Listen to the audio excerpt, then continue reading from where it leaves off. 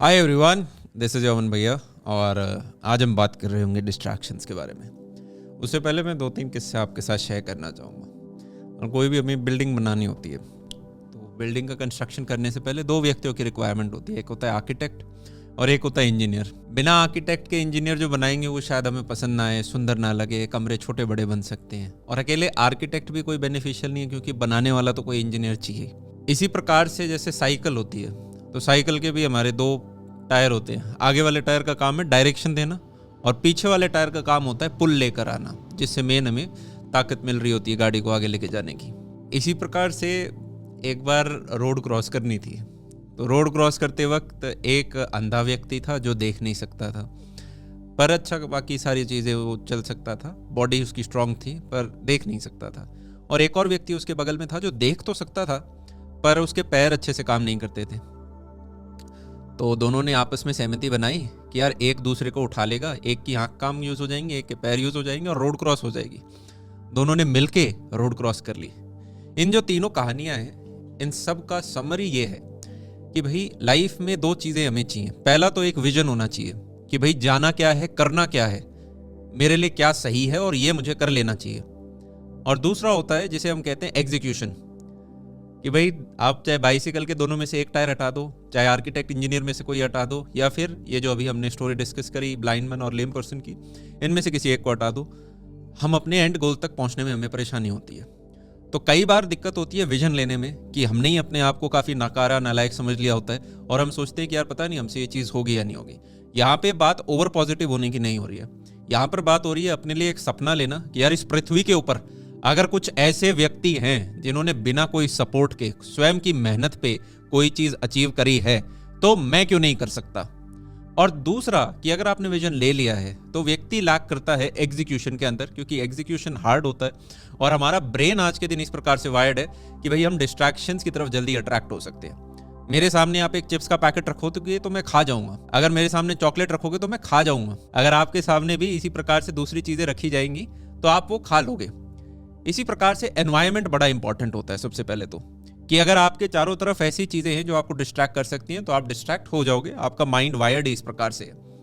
Second ये कि constant reminder होना चाहिए कि भाई उस विजन का, चाहे आप अपने गोल को बड़ा बड़ा लिख लो हर जगह, चाहे जो आपके स्ट्रॉन्ग सक्सेसफुल आइडियल लोग हैं उनकी फोटोज आप लगाओ, ठीक है। मतलब आप कितने ही हमारे यार इंडियन हिस्ट्री में तो आपको बड़े बड़े लोग मिल जाएंगे, विवेकानंद जी मिल जाएंगे, मतलब सबके अपने अपने होते हैं, पर आपको जो भी अच्छा लगे आप उन व्यक्तियों को अपने आगे लगा सकते हैं। गोल को लिखो, क्यों मैं इसके पीछे लगा था। तो एक कांस्टेंट रिमाइंडर बार बार चाहिए होता है कि यार मुझे अपने रिश्तेदारों को प्रूव करना है, मुझे स्वयं को प्रूव करना है, मुझे अपने माँ बाप को प्रूव करना है, या मुझे अपना आज मेहनत करके कल बेहतर करना है। मैं किस कारण की वजह से इस विजन को मैंने लिया था, मेरा खुद की जबान है, खुद का कमिटमेंट है, मैं अपना 100% दूंगा। मुझे इस पूरे प्रोसेस में लर्निंग लेनी है, पेन लेना है, तपना है। भैया ने कहा था, पेरेंट्स ने कहा था कि भाई जितना तपेंगे उतनी बढ़िया शेप लेंगे। फिर यार कुछ छोटे मोटे और तीसरी चीज मैं आपको बता देता हूं कि काफी सारे आज के दिन जैसे आप इंटरनेट को यूज करने का एक तरीका होता है और वो तरीका आज मैं आपके साथ शेयर करना चाहूंगा। थोड़ा मुश्किल है, पर चाहे यूट्यूब हो गया चाहे इंस्टाग्राम हो गया, पुराने ज़माने में टेलीविज़न हुआ करते थे तो वहाँ पे आपको एक डिसीजन लेना पड़ता था कि यार कौन सा चैनल देखूं, डिस्कवरी चैनल देखूं या कार्टून नेटवर्क देखूं या न्यूज़ चैनल देखूं, एक डिसीजन हम लेते थे। आज के दिन जब आप इंस्टाग्राम खेलते हो तो वो डिसीजन भी आपको नहीं लेना पड़ता और ये ह्यूमन ब्रेन को बड़ा अच्छा लगता है कि यार डिसीजन ही नहीं लेने पड़ रहे, सीधा फ़ोन खोलो और एकदम से कुछ ना कुछ तो आ ही जा रहा है और हाई वॉल्यूम में आ रहा है, एकदम से उसका म्यूजिक भी चेंज हो रहा है, कॉन्टेक्स्ट भी चेंज हो रहा है। तो यहाँ आपको समझना पड़ेगा ये प्लेटफॉर्म्स के एल्गोरिदम्स बने हैं आपके माइंड के साथ खेलने के लिए। आप YouTube के ऊपर जाते हो और आपको होम फीड दिखाई देती है और उस होम फीड पे आपको अलग अलग प्रकार के दिखेंगे। आपको कभी दिखेगा कि भाई यूएस के अंदर क्या चल रहा है, कभी आपको करंट अफेयर्स का टॉपिक दिखेगा, कभी आपको दिखेगा कि भाई कौन सी नई गाड़ी आई है, कभी आपको दिखेगा कौन सा नया फ़ोन आया है, कभी आपको दिखेगा कि कैसे ये बिजनेस भी आप कर सकते हो, बिजनेस केस स्टडी दिखेंगी। और आप सोचोगे कि आप कुछ पढ़ाई का कंज्यूम कर रहे हो, आप कुछ सीख रहे हो, बट रियलिटी ये है कि अगर आप एक स्कूल स्टूडेंट हो तब तो ये आपके लिए बिल्कुल ही हानिकारक है। और अगर आप कॉलेज स्टूडेंट भी हो, जहां पे मैं कहता हूं कि आपके चलो एक राउंडेड पर्सनालिटी भी होनी चाहिए, वहां भी आपके लिए हानिकारक है।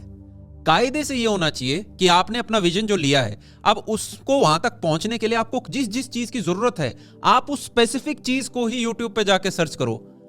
कि भाई मुझे तो सॉल्यूशन चैप्टर पढ़ना है केमिस्ट्री का, वो दो। या फिर आप कहो कि नहीं भाई मुझे तो कोडिंग सीखनी है, या आपको मुझे तो सी लैंग्वेज सीखनी है, मुझे तो जावा सीखनी है, ठीक है, मुझे बाइनरी सर्च एल्गोरिथम सीखना है। अच्छा, मुझे तो देखना है कि यार ये लिंक्डइन के ऊपर प्रोफाइल कैसे बनाते हैं, मुझे देखना है रेज्यूमे कैसे बनाते हैं, मुझे देखना है रेफरल कैसे, मतलब जो आपकी स्पेसिफिक नीड है वो आप उस सर्च इंजन में लिखो, सर्च बार में, और तब आपके पास आए। वो एक है तरीका जिससे आप बेनिफिट ले रहे हो इंटरनेट से।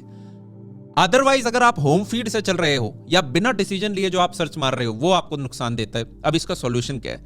इसके कई सारे सॉल्यूशन है। फोन में तो नहीं मिल पाते उतने सॉल्यूशन, क्योंकि एंड्रॉइड आईओएस अलग है, पर वेबसाइट स्पेशली आप यूज करते हो तो एक काफी पॉपुलर है, जो कि मैंने एक बार पहले भी आपको बताया, दोबारा बताना चाहूंगा, अनहुक करके। जैसे गूगल क्रोम के ऊपर आप जाओ, गूगल क्रोम ही मेजॉरिटी लोग यूज करते हैं, और एक गूगल एक्सटेंशंस होती है, तो आप सर्च करो गूगल पे जाके गूगल एक्सटेंशंस, फिर फर्स्ट लिंक पे क्लिक कर देना और वहां पे फिर सर्च करना अनहुक। तो अनहुक क्या करता है कि यूट्यूब के ऊपर जो आपकी होम फीड है वो आप डिसेबल कर सकते हो। आपको जो साथ में ये जो वीडियो दिख रहा होगा, भी साइड में और रिकमेंडेशन दिख रही होंगी कि ये इसके बाद ये देख लेना, वो सारी आपकी ऑफ हो जाएंगी। आपको सिर्फ वही चैनल्स दिखाई देंगे जिनको आपने सब्सक्राइब कर रखा है, या फिर उसको भी आप ऑफ कर सकते हो। तो YouTube एज अ प्लेटफॉर्म पे जब भी आप जाओगे, अनटिल अनलेस आप कुछ सर्च नहीं करते स्पेसिफिकली, उससे पहले आपको दिखाया ही नहीं जाएगा। तो ये कुछ तरीके हैं। इसी प्रकार से आप अपना जाओ तो टर्मिनल के अंदर कुछ कमांड एंटर कर सकते हो, जिससे कि आप अपने फेसबुक को ब्लॉक कर सकते हो। आजकल ऑल्दो हमारी यंगर जनरेशन में फेसबुक इतना लोग इस्तेमाल नहीं करते, ये हमारी जो ओल्डर जनरेशन है वो अभी भी फेसबुक यूज करते हैं। पर इंस्टाग्राम ये एक बहुत बड़ा मतलब ऐसी चीज है, इसका मतलब सॉल्यूशन आपको देखो निकालना है। मैं एकदम यूं भी नहीं कहूंगा किसी को अपफ्रंट, अगर स्कूल के बच्चे हो तब तो होना ही नहीं चाहिए आपके पास, पर अगर आप कॉलेज स्टूडेंट हो तो इसको यार, ये चिप्स का पैकेट है और हमारा खाने का मन करेगा। इससे ज़्यादा मैं आपको आगे और क्या बताऊं इसके ऊपर, ठीक है। अगर आप यूपीएससी एस्पिरेंट हो तो एक बार मुझे एक यूपीएससी मेरा ही दोस्त था, वो मिला, वो कहा मैंने कहा क्या करते थे, बोर हो जाते थे, सिलेक्शन तो हो गया पर बोर होते थे, क्या करते थे? क्या, ये मीम देखता था। मैंने कहा मीम कहाँ देखता था?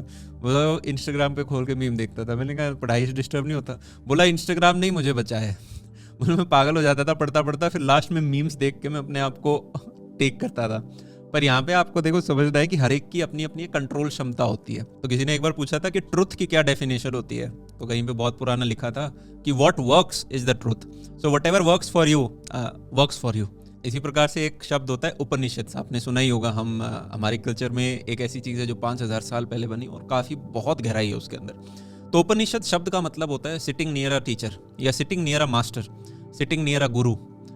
तो यूं कहा जाता है कि भाई गुरु आपको एक शिक्षा देता है और उस शिक्षा को आप अपने अंदर ट्रांसफॉर्म करते हो, राइट। और रियल टीचर वेयर वो हैं जो सिर्फ इंफॉर्मेशन का दान प्रदान ना करें। गुरु का मेन महत्व वहाँ आता है जहाँ पे आपकी लाइफ में कुछ में ऐसे ट्रिगर आ पाए जिनसे आपकी लाइफ ट्रांसफॉर्म हो पाए, कुछ ऐसी चीज़ आप सीख पाओ जो कि बियॉन्ड इन्फॉर्मेशन हो, राइट।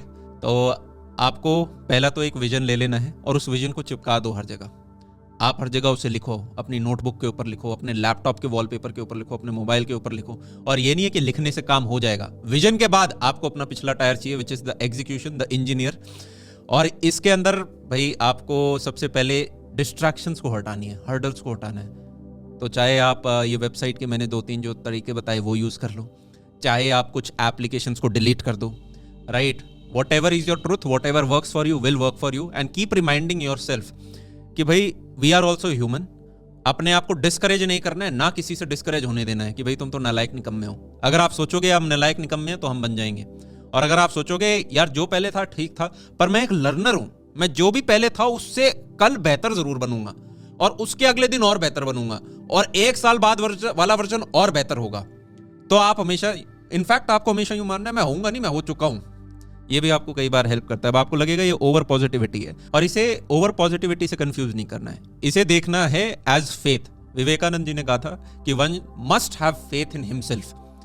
उन्होंने ये भी तक कोट किया था कि भाई one must have faith in himself first, then have faith in the God. कि भाई भगवान में आपको जरूर होना चाहिए, पर आप भारत देश के जितने भी हजारों लाखों भगवान हैं सबके अंदर फेथ रख लोगे, पर अगर आपने स्वयं के अंदर फेथ नहीं रखा तो वो सारा का सारा आपको उतना फायदा नहीं देगा, उसका आप पूरा लाभ नहीं उठा पाओगे। पहले स्वयं के ऊपर, फिर आगे के ऊपर। जब भी हमारा नया दिन स्टार्ट होता है तो हमारे पास एक प्लान होना चाहिए। सिर्फ टू डू लिस्ट बना लेने से, शेड्यूल बनाने से भी फायदा नहीं है, वो अकेला विजन हो गया, एग्जीक्यूशन बच गया। पर हाँ, वो विजन एक आधा पार्ट जरूर होता है। तो प्लान कर लो कि मेरा अगला दिन कैसा दिखने वाला है, और जब आप अपने दिन की शुरुआत कर रहे हो तो आपको पता हो कि हाँ यार आज के दिन में मेरे को ये करना है, वो काम पहले करो जो ज्यादा इंपॉर्टेंट है, विच इज द 80-20 प्रिंसिपल, कि भाई 20% काम ही आपके जीवन के 80% परेशानियों को दूर कर देगा।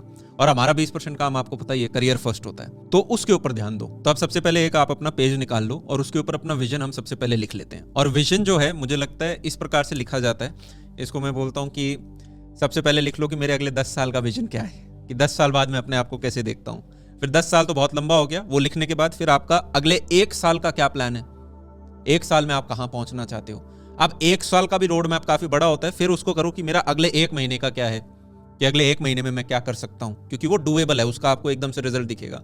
और उससे भी फिर आओ 1 पे कि मेरा 1 दिन में आज क्या करने वाला हूं सोने से पहले, राइट। तो 1 दिन, 1 महीना, 1 साल, 10 साल, ये आपके पास अगर विजन है, फिर अपने एग्जीक्यूशन पे आप ध्यान दें।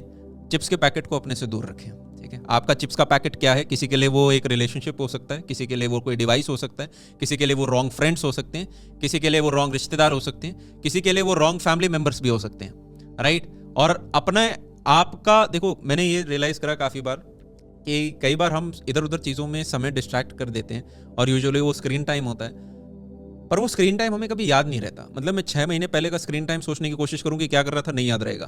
पर अगर आपने उसी टाइम में वो क्वालिटी टाइम किसी और को दिया, देखो एज अ स्टूडेंट हमें अपने पेरेंट्स वगैरह को इतना टाइम देने की जरूरत नहीं है, वो हमसे मांग भी नहीं रहे। आप अपने दोस्तों पे टाइम, या तो देखो नए एक्सपीरियंसेस मिले कि किसी भाई बहुत ही सक्सेसफुल आदमी के साथ बैठा, ये सीखने को मिला, या पहली बार लाइफ के अंदर ये चीज करी और ये सीखने को मिली, तो या तो एक्सपीरियंसेस मिले। अदरवाइज अगर आपका पूरा एनवायरमेंट ही खराब है तो make good books your friend. मैं अभी कुछ लेके भी नहीं बैठा हूँ, मतलब पहले से ही पढ़ी होंगी यहाँ पे, और मेरे को 3 किताबें अपने यहाँ पे दिख रही हैं और इनकी हालत देख के आपको पहले पता चलेगा। ये किताब है, मैं पास से दिखाऊंगा तो आपको जंक वगैरह भी लगा हुआ दिखेगा इसके ऊपर अजीब सा, ठीक है। पहली है चाणक्य नीति, और मेरे पास 2-3 चाणक्य नीति पढ़ी है, ये एक वर्जन है और एक और है जो ऊपर मेरे रूम में पड़ी रहती है। एक और है, ये किताब है, मेरे को ये भी अच्छे लगते हैं, इंडिया में आपने सुना ही होगा, विवेकानंद में। और अब मैं एक तीसरी किताब और दिखाता हूँ जो यही, और वो बड़ी सिंपल है, ईट दैट फ्रॉग। और ईट दैट फ्रॉग भी यही कहती है कि भाई जो सबसे इंपॉर्टेंट काम है, जिससे आप सबसे ज्यादा डरते हो, उसको सबसे पहले करो, वो सबसे जरूरी है, बाकी सारे काम इतने जरूरी नहीं है। सोशल मीडिया ये एक एल्गोरिदम है, और एल्गोरिदम आपको जो फीड कर रहा है उस पर रिलाई नहीं करना, जो आपको जरूरत है वो सर्च करो और वो आपको मिले, वही हमारा मैक्सिमम आउटपुट हमें लाके देगा। अब कुछ उसूल हैं जो आपको अपने साथ कमिट करने होंगे। जब आप काम कर रहे हो यार, उस दौरान आपका फोन हमेशा DND पे रहना चाहिए, साइलेंट रहना चाहिए, या फिर अगर पॉसिबल है तो किसी दूसरे रूम में रहना चाहिए। मैं किसी भी टाइम आप अपना फोन देखता हूँ, हमेशा वो साइलेंट पे रहेगा, DND में रहेगा, क्योंकि मुझे पता है अगर कुछ मेरे को इंपॉर्टेंट काम हुआ तो मैं कॉल कर लूंगा, अदरवाइज आप मिस कॉल बाद में देख सकते हो, या फिर कुछ बहुत ही अर्जेंट किसी को होता है तो वो मैसेज ड्रॉप कर देता है। पर हमारे लिए सबसे इंपॉर्टेंट हमारा करियर है, ना कि किसी की नोटिफिकेशन। तो एटलीस्ट अपना फोन हम ये जरूर करेंगे। दूसरी चीज कि भाई जब आप वॉशरूम के अंदर हो, जब आप कहीं भी सुबह उठते हो, रात को एकदम सोने जा रहे हो, तो उस टाइम आपको देखना है कि यार मेरा स्क्रीन टाइम कितना है, उसको आपको मिनिमम रिड्यूस करके लाना है। अदरवाइज रात को आपका सोने का शेड्यूल खराब होगा। मैं ये नहीं कह रहा कि आप रात को पढ़ो, दिन में करो, जब भी आपकी पढ़ाई होती है आप तब पढ़ो, पर उस टाइम फिर पढ़ाई हो रही हो, ना कि हम अपने आप को बुद्ध बना रहे हो कि यार नहीं मैंने अपना स्क्रीन खोल लिया, कुछ और भी मेरे को एजुकेशन तो मिल रही है इसके अंदर से, और उस एजुकेशन के चक्कर में जो मेन चीज थी वो हमने रहने दी। थर्ड, अपने साथ आपको एक 100 डेज का, 100 डेज ज्यादा लग रहे हैं, 30 डेज का, 30 डेज भी ज्यादा लग रहे हैं, 10 डेज का एक कमिटमेंट रख लो कि भाई हर दिन, जिस दिन मेरा स्क्रीन टाइम मैं 2 घंटे की कम कर पाऊंगा, उस दिन मैं अपना लिख दूंगा #10, फिर अगले दिन भी कर लिया तो #9, फिर अगले दिन भी कर दिया तो #8। ऐसे मेरे को एक दिन तक आना है कि डे 1 तक मैं आ गया।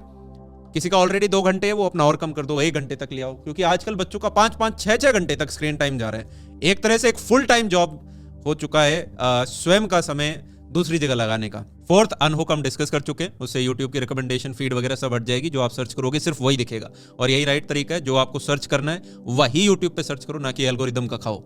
नेक्स्ट, अगर आपके पॉसिबल है तो इंस्टाग्राम वगैरह ये सारे जो एप्लीकेशन है, स्पेशली ट्विटर वगैरह जैसे हो गए, इनको आप डिलीट करें। इसमें आपका अभी कोई बेनिफिट नहीं है इन्हें इस्तेमाल करने में, पहले आप अपने करियर को स्ट्रांग करें। फिफ्थ, भूले नहीं कि मैंने ये जंग क्यों शुरुआत करी थी, ये विजन क्यों लिया था, मेहनत करनी क्यों करी थी शुरुआत। तो अपने गोल को हर जगह लिख लें, और आपके कुछ आइडियल्स हैं तो उनके नाम लिख लें, जिससे कि आपको हमेशा प्रेरणा मिलती रहे।